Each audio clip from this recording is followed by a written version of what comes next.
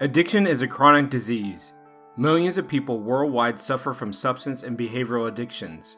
An addict's life is often unmanageable, leaving the addict and his or her family and friends feeling completely powerless over the disease. Without treatment, addiction can result in disability or premature death. You are listening to Making an Addict. My name is DJ Burr, and I'm an addict in long-term recovery. I'm a licensed psychotherapist, behavioral addiction specialist, and best-selling author of I Just Wanted Love, Recovery of a Codependent Sex and Love Addict, now available on Amazon, Audible, and iTunes. I intend to bring you different perspectives about addiction from various sources, including other addicts in recovery, clinicians who treat recovering addicts, and family and friends of addicts to discover what makes an addict. Listener discretion is advised. To learn more about this podcast, check us out at makinganaddict.com or follow me on social media at DJBurr1022 on Facebook, The DJ Burr on Instagram, and at DJBurr1022 on Twitter. This week on Making an Addict, listen as I sit down and talk with one of my best friends in recovery, Randal. Randal was there from the very beginning, from the very moment I walked into the rooms, and he was a big support to me and still is. And so it was an honor for me to be able to sit down and speak to him about his recovery. We've chatted over the years about what it was like for him early in recovery, but I think this conversation really digs deep. So sit back, relax, and enjoy the episode. I do have to say that there is a technical glitch this week, and there's a couple parts where there's some radio frequency interruptions, so please forgive me. Progress, not perfection. Thank you. Welcome to another episode of Making an Addict. This is DJ Burr, and I am here today with one of my best friends, Randal. And Randal's going to be talking to me today about what makes an addict. Randal, welcome to the show. Thank you, DJ. I'm glad to be here. Good. I'm glad. So I'm curious. You and I met in recovery, and you're no longer in recovery. Is that correct? I'm no longer in recovery in terms of a 12-step program. That's correct. Okay. So, but you have I imagine that you have some thoughts about what makes an addict. I do, DJ. First of all, let me say that that I have quite a lot of experience in 12-step programs with people that identified as being addicts. And even in terms of having sponsors, multiple sponsors over the course of the time I spend in 12-step programs. And though I think I understand what makes an addict, I don't identify with one exactly myself, but something very near that. I would say I have unhealthy attachments, and that's my work. Interesting. Was there a point where you thought that you might be an addict, and that's how you got into 12-step? Absolutely. I was happily married, or at least married, for over 20 years, and then seemingly out of the blue, to me anyway, my marriage relationship exploded, and I wasn't emotionally prepared or psychologically prepared for that eventuality. A consequence of that is I didn't know what was wrong with me, and that's how I saw it. And in exploring what was wrong with me, certainly I was drinking heavily when my marriage was going down the tubes. And it's also certainly true that my sexual drive is as different from my ex's sexual drive is as day is from night. So there were a couple of things that made me think I was maybe an alcoholic. I was maybe had a sex addiction. And that's what drew me to explore the 12-step programs. Okay. Was that at the suggestion from your ex-wife, from a therapist, from a friend? That's a good question, too. I'll tell you how it really happened was I was, as I said, emotionally distraught when my marriage was in the process of exploding, and it was so bad that I requested anti-anxiety medication, I requested antidepressant medication. I was seeing my therapist multiple times a week, and even that didn't feel like it was enough. And I went to my therapist on one session, I remember, and I said, Sir, I don't think I can stand living anymore. It's just too horrible. I can't sleep. I can't sit. I vomit when I eat. I'm drinking too much. I'm at my wit's end. Is there anything else we can do? And my therapist said, well, it's possible to go to an inpatient treatment center. That if you do that, there's a very real chance that huge changes will occur. And I said to my therapist, sign me up. And it was really during that 30-day in-treatment center that I was exposed to 12-step methodology and became interested in pursuing that. You're the only person I know who has said, sign me up to rehab. Oh, God. Well, again, I was, as I explained, I was at my wit's end. Yeah. I really, truly believed I wasn't going to be able to keep living. I was out of control, even with the medications. God. And so I'm motivated, and I was willing and did turn over every stone I could think of to try to get help. And so, something as, when my therapist said, I recommend it, I've seen great changes occur in people that do this. Why wouldn't I go? Absolutely. I mean, even for me personally, I had to be in enough pain before I bought into the idea of getting into recovery. And most of my clients, they have to be in enough pain before they even call me. So I definitely hear that you were in a lot of pain. I think that's exactly right. In the 12-step philosophy, they talk about needing to hit bottom before recovery really starts. And certainly, no question in my mind, I had hit bottom. Okay. So you went to a rehab facility for how long? 30 days. 30-day process there. Did you have to go out of state? Was this in-state? So the particular treatment center that my therapist recommended was out of state. So it didn't matter where it was. But yeah, it was out of state. Yeah, but why I'm asking is because it means you have to uproot your life. Oh, yes. Well, so that's an issue, all right. That's no small sacrifice to absolutely not. Take 30 days out of your life. Certainly, there's work responsibilities that have to be dealt with, and family commitments. I have two teenage kids, but when you hit bottom, DJ, I'm sure everyone who's listening to this knows. I hope you have to fix yourself. It has to be your number one priority. Mm-hmm. And that's how I felt about it. Okay. So you got there. How were you feeling when you walked through the doors of the rehab facility? Well, let me tell you, on the airplane to the facility, I truly believed I was going to get off of that flight and get on the very next flight and turn around and go home. Oh, crap. I was terrified. I said, what have I done? My senses, if you will, were coming back to me. And it was tough to make those steps from the airplane to the little minivan that was waiting for me. But I can tell you, when I got in that minivan, and not only I got in, but two other people that were going to the treatment center from the airport, different flights, but three of us got into the minivan and started sharing our stories. DJ, that was the beginning of a brand new life for me that continued to get better as the days went by in that treatment center. Yeah, what changed? Well, it probably didn't hurt that I got some physical space between me and my ex-wife, because our relationship was extremely unhealthy at that point.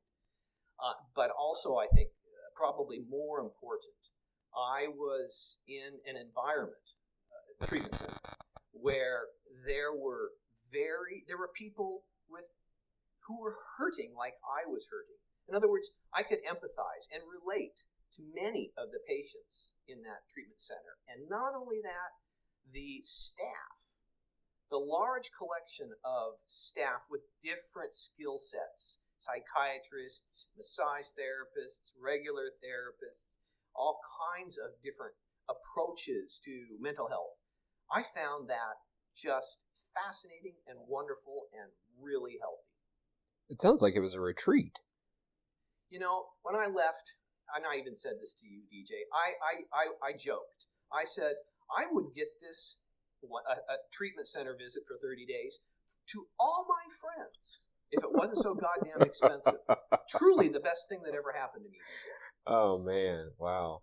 Not everyone gets an opportunity to go to rehab because it is so expensive. So it's great that you had an opportunity to have that experience, and it sounds like it was beneficial. Yes, for me it was life-changing. It was truly miraculous. But certainly, I saw that some patients in there, the treatment, the month spent was worthless for them, for some. So it really depends on the person. There's no guarantees, that's for sure. So the focus is addiction treatment. Was there an assessment where you were told, hey, it sounds like you might be an alcoholic, or hey, it sounds like you might be a sex addict? And did you buy into those labels within that 30 days? Great question, and a little tricky answer here. So when my therapist recommended or suggested the possibility of going to treatment like that way, he and my therapist and I, we talked strategy.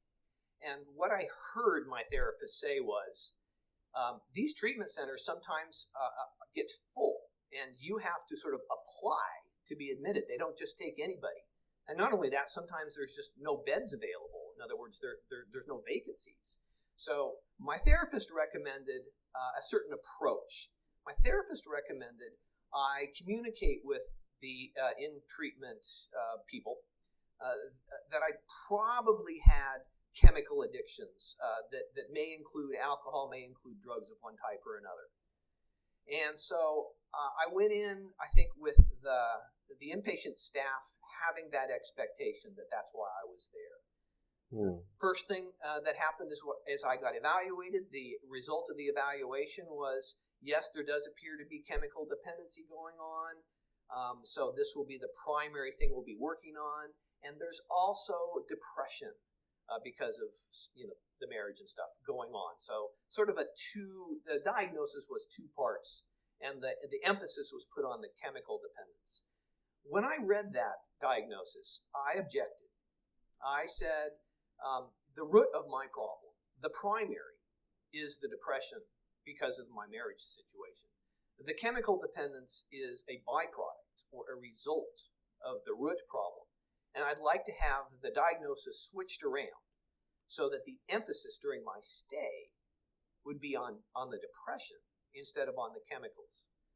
So that's how I felt. That's what happened as I entered. It turned out that the staff was not willing to make the change. And I didn't want to push it too hard because an important suggestion by my therapist before I went, my therapist said, when you go, keep as open a mind as you possibly can. Don't be afraid to try and test new things. So with that attitude, I didn't push back on the initial diagnosis, beyond mentioning that I thought it was backwards. Okay. So you thought the diagnosis was backwards, but you continued to move through their process at the treatment center. Correct. And was there a point where you accepted that maybe they were right? Well, actually, just the opposite happened. I was, without getting too much into the details of what a 30-day in-treatment center is, one of the things it does is put you with like-kind people. So I was in groups up to 4 hours a day, small groups of 10 of us that all had, in my case, my group, chemical dependency. And what I learned by being with my group was what chemical dependency looks like. Okay. And it was nothing like me. So I learned it more clearly than ever that they had misdiagnosed me. Interesting. So what about your other concerns that you came in there with? Were those addressed? So let's get to that.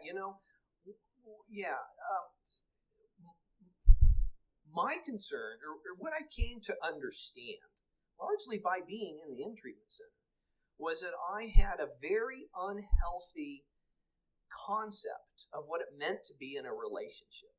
especially a romantic relationship, but relationships of all type. I had. Well, let me just leave it at that. So that's where the work focused for me. That help? Yeah, that helps. So you learned that there was something that you needed to work on around relationships. And did they do that type of work there? Or was that something you had to do outside of there? That's a good question. So in my group with the chemical dependency, there was no work done on a relationship. It was all about dealing with chemical dependency. But that was only about 4 hours a day. Okay. There was a lot of day left and a lot of stuff going on in the other parts of the day. And it was during the other parts of the day that I began to get clarity on my issue, my relationship, unhealthy behavior, and hints about what to do about it. All right. Now, I know from my own experience as being someone in recovery and as a therapist who works with people in recovery, that one of the most important things to do sometimes is to look at the family of origin. Was that a discussion that came up? Yes. Did you learn anything? Well, so yes. One thing. So here's my take on that question. What I perceived in, frankly, I can't think of an exception. So I'm going to say what I perceived in everyone at the treatment center was that they had unhealthy family of origin issues, unhealthy upbringing in one aspect or another, many of them severely unhealthy in many aspects. I was an outlier on that point. I was raised in a loving, cohesive, supportive family, the best family someone could dream of. So so I could never relate to the discussions of family of origin problems at all. Quite the opposite, in fact. Oh, well, that's really curious. It is curious. Yeah. So if I can go, I'm going to say one more thing that's sure. also curious. I think because of that, because my family of origin was so healthy, they promoted me and supported me so strongly, I have become an adult that has an extremely high self-esteem, an extremely big ego, if you will. And that is a glaring difference between me and people I saw in the treatment center and then later on in the 12-step work I did. That is curious because most often, recovering addicts, almost all of us deal with our ego issues. Absolutely. There's a big theme of unworthiness in 12-step programs, right? And affirmations to kind of try to deal with that unhealthy self-image. Sure, right? but some of us have to deal with the superiority. Well, and so this would be my work, right? Okay. One might argue I have an unhealthy positive self-image. I don't believe it's unhealthy, but there is that issue. Okay. And was your family involved at all in the treatment while you were there? Did they come in for like family week or anything like that? My family, if we talk about my family being my parents and siblings and whatnot, no. But if we talk about my wife and children, yes. My wife came down for family week and supported me to the best ability she could. Okay. All right. And so 30 days went by. You got out. What did you do after? I was a changed person, DJ. I was joyful. I wanted to make my relationship with my ex fantastic again. I had tons of plans on how to do that. I was gung-ho to have everything be wonderful again and ready to execute. So to continue, what did I do specifically? Well, many things. For example, I started to go to AA meetings. I know that may sound kind of odd, but what I've said to you about understanding how 12-step work isn't for me evolved over many, many months. Right. And I just learned about 12 steps in intake center. So as soon as I get home, I'm signed up for, multiple AA meetings. And then I went through the directory and found an SLAA group that meets and started going daily to that. I took a codependence test and scored painfully high, meaning it looked like I had likely I was a codependent. Started going to codependence meetings. I went to a sex SA meeting. What was that? Sex Anonymous meeting. I explored a lot of 12-step programs and stuck to it for at least 6 months, depending on the program. Wow.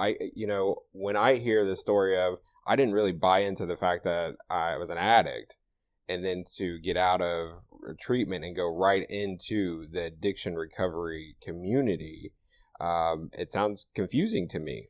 I think I spoke in a confusing way. I came to understand I wasn't an addict. That wasn't immediate. Oh, okay. So at the time I was going to doing all this 12-step work, I was confused. I was learning. I was trying to see, will this work for me? I wanted it to work for me, right? I studied the big book. I know. Yeah. Studied that thing. So I was exploring at this point. I hadn't come to the later realization that I wasn't an addict, and these programs weren't right for me. Right. I was there when you gave your first step. And your first step, and I believe I reached out to you and I told you that your first step was really impactful to me. And in fact, you were one of the first people I made friends with in my recovery. And I truly believe that because you reached out to me and offered support, that my recovery changed. And I was brand new, right? You helped me sort through my thoughts and my feelings about being myself as an addict. And I'm forever grateful for that experience. So I'm glad that you were in those rooms, right? So I'm glad that you went through this process to get there, even if you were just exploring. And I knew that's exactly where I needed to be, right? Absolutely. And so I'm wondering, what has life been like for you as you got more clarity? Because you said you were in the rooms for maybe about 6 months, and you got clarity, and you moved away from that. How has life changed?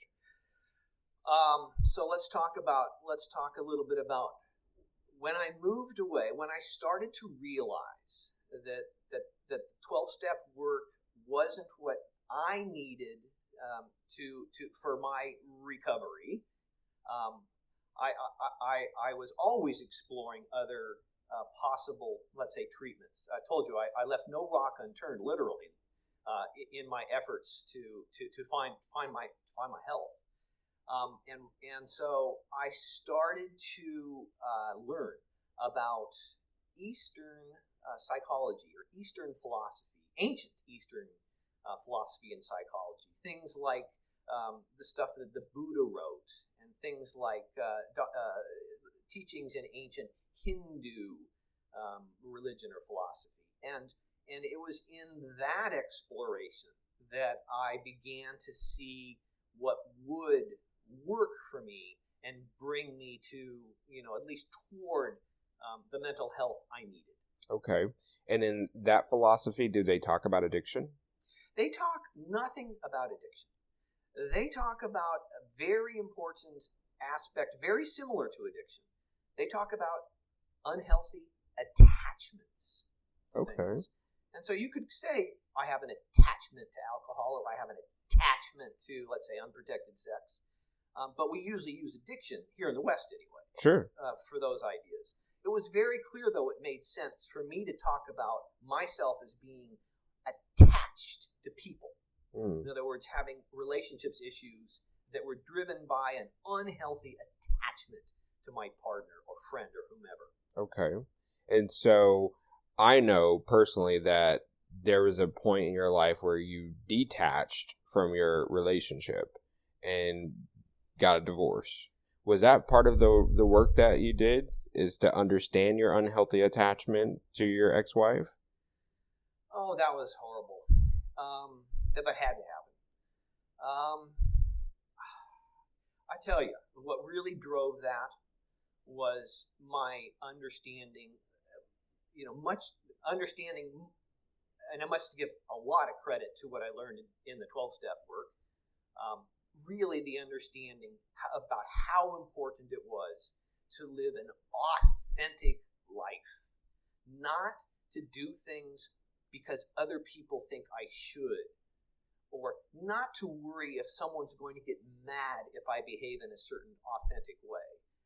That was the realization, DJ, that drove me, that realization plus the fact that I had truly spent 2 years of my life and a whole gob of money trying to save a relationship that I learned needs two people to want to save for it to have any hope. That I finally said, I give up and I refuse to become somebody else, which is what my ex wanted me to become. Okay. And so that's what drove me divorcing her. Okay. All right. Are you currently doing work around the Eastern philosophies? That's a good question. I have a very fortunate situation in my life, DJ. As you know, I don't work in the way most people work, and a consequence of that is I have a ton of free time. And it's certainly true that essentially all of it is spent progressing on my understanding of Eastern psychology and philosophy, and in certainly the 12-step lingo on my recovery. It's really all I do. So I imagine that you're still learning about yourself. Oh my goodness. And yes, and boy, we could talk about that forever. Can you tell us one thing that you've learned about yourself in relation to recovery that you will hold dear?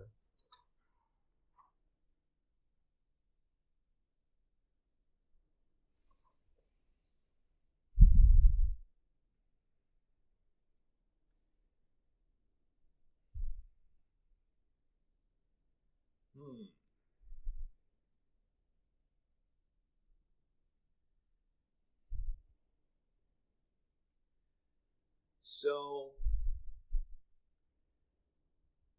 I've learned that the most important thing to make me healthy is to do what I am capable, even beyond what I think is capable, in helping other people in my life, even strangers, to be less dissatisfied or be less unhappy. In other words, I learned how important it is and how beneficial it is for me to be compassionate and to practice compassion whenever I'm in any social situation or personal interaction. That I would have never imagined 5 years ago. Wow. And I'm a completely different person than I was 5 years ago. DJ, I know we met early in my situation. I hadn't even been divorced yet when we met. Right. Officially, that is. But you've never seen me as I lived most of my adult life. Very selfish, very hard driving, quite mean spirited. Selfish, really. Selfish. That defined me. And today, I would say I'm much more selfless than selfish. Yeah. Huge change. I met you 4.5 years ago, and that was not the person I met. Yeah. You were kind and compassionate and caring. That's kind of what happens when you get the teeth knocked out of you. It humbles you a little bit, right? When you start with a big ego. Right, yeah, right. That's exactly what happened. I just got shit beat out of me, and it brought an essential humility into my life, to myself. Wow. Yeah, it sounds like a life-changing experience. Absolutely. Yeah. And so that's something important for you listeners to understand, is that 12-step's not the only way to go about it, right? I appreciate 12-step. I love 12-step. I live 12-step, but it's not the only way, right? And just because there are difficult things happening in one's life and you may use substances or behaviors to cope, that doesn't automatically make you an addict either, right? Mm-hmm. Sometimes we just need to process what the hell's going on. And it sounds like you created some space in your life where you could figure it out, right? That's right. And I want to say that, exploring 12-step, I'm the biggest fan of that idea. I highly encourage anybody that even thinks maybe a 12-step program might help them to explore it. Right. There's so many advantages. It's free. That's nice. And, frankly, it's my pretty strong understanding that, if you go to a medical doctor and say, I'm drinking way too much, doc, help me, your doctor's not going to subscribe medication in most cases. The doctor's going to point to AA and say, 12-step is the best thing we got going. Yeah. So, give it a try. And if it doesn't work, it doesn't work. Like you say, other things. Yeah. I'm living proof of that. But, certainly there's value to be had, I think. Sure. Anybody, yeah. To explore it. Because I know that you did some really powerful, impactful work in your 12-step recovery, and I believe that helped you as you transitioned to more of the Eastern philosophies and psychologies, because you came into it with more information than you had. Absolutely, I learned an enormous amount. Like I said, I studied that big book. Big book or blue book? It's a big blue book. Big blue book. That one. Yeah. Not only that one, but the SLAA book, and and I learned an incredible amount. Yeah. That was helpful, profoundly helpful for me. Yeah, through that process. I know. As well as talking to people in the program and my sponsor relationships. Sure. All was hugely beneficial. We've spent hours on the phone talking about recovery and highlighting our blue books or big books and going to meetings together. So I know that you put a lot of effort in that. And, I'm glad that you have found a solution, right, in your work around Eastern philosophies and psychologies. And so to wrap up, I wonder, what could you impart to our listeners? What kind of advice could you give them about working on oneself and exploring whether or not addiction's a part of their experience? So look, life's short, 100 years max, and life has a ton of cool things to offer. It's important to be your own person, to be your own master through that 100-year or so journey. 100 years if we're lucky. And if we get an addiction, by definition, we are not our own master. We are being controlled by something outside of us, whether it's sex or alcohol or whatever. And that is a huge mistake to live that way. That to be a slave to something is just the wrong way to live. It's got to, I would say, it's got to be noticed and got to be dealt with, or you live your life as a slave. I mean, we can't imagine. That's no way to do it. We only get one shot. Let's not live it as slaves. Impactful. Thank you. I really appreciate the work that you're doing and that you have done, and I appreciate you being a witness to my recovery and my journey. And thank you for sharing your experience, strength, and hope with our listeners today. My pleasure, DJ. And, I guess it's my hope that maybe somebody who listens to this may be also helped by listening. That would be great. I believe that they will be. Take care. All right. Thanks. I could sit and talk to Randal for hours. In fact, sometimes we do. I mean, I think the longest conversation we had one day was like 3 hours. And mostly it's about recovery. Recovery is such a great conversation piece. There's so many layers. And so I am so glad that you are joining me every week as I talk to a new person about recovery and addiction. Addiction is deadly, in my opinion. And so we have to continue to have these conversations so we can help people heal. That's my mission in life, and I am grateful that you're joining me each and every week. Thank you for listening to this episode of Making an Addict.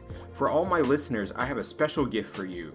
I created a 7 steps guide to power up your recovery, and you can access it today. Go to bit.ly/7stepsguide. That's bit.ly/7 steps with an S guide. Go ahead and go there now and get your free guide. Sign up for the newsletter and it will be sent to you in your email. Take care.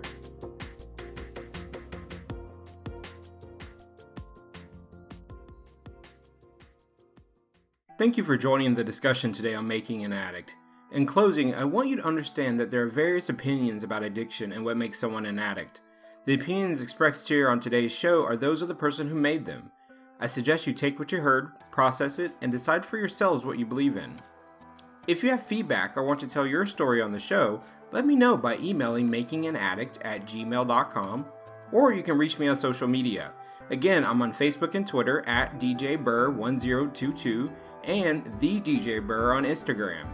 Lastly, thank you for giving me the opportunity to be of service. Recovery saved my life, and I will be forever grateful. I will keep giving back every opportunity I am given. Tune in next time to witness our ongoing discussion on Making an Addict. Making an Addict is produced by the Recovery Legacy Network, bringing you recovery on all fronts. Learn more at recoverylegacynetwork.com. Today's show featured music by CDK and J.Lang. Go to makinganaddict.com to learn more about our music.